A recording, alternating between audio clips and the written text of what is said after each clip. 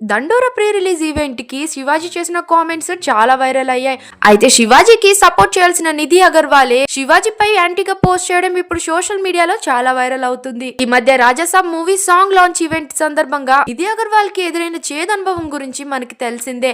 అతి కష్టం మీద వారిని తప్పించుకొని కారులోకి వెళ్లి కూర్చుంది నిధి అగర్వాల్. ఆ తర్వాత స్టార్ హీరోయిన్ సమంతకు కూడా ఇలాంటి చేదు అనుభవం ఎదురయ్యింది.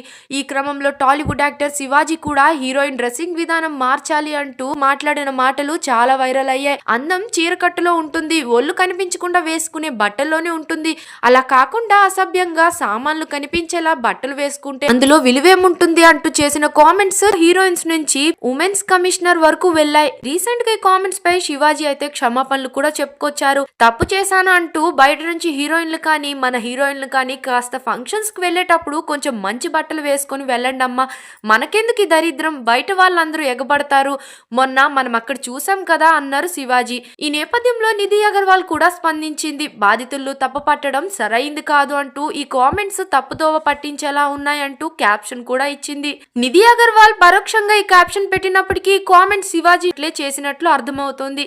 మరి దీనిపై శివాజీ ఎలా స్పందిస్తారో వెయిట్ చేయాల్సి ఉంది. మరిన్ని అప్డేట్స్ కోసం మా ఛానల్ ని సబ్స్క్రైబ్ చేసుకోండి, పక్కనే ఉన్న బెల్ ఐకాన్ కూడా క్లిక్ చేసేయండి.